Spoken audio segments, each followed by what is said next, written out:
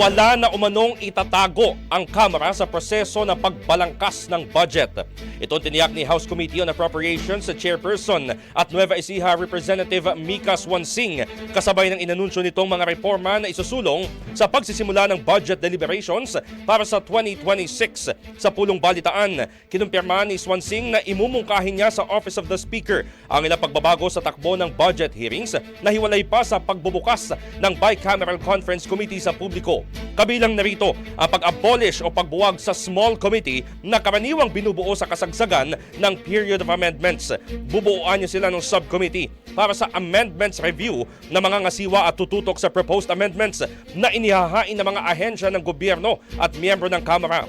Paliwanag ni Swansing, itatalaga ang isang senior vice chairperson o vice chair ng appropriations panel, miyembro na inonominate ng bawat political party at ng party list coalition, pati na ang mga miyembro na pipiliin ng minority bloc.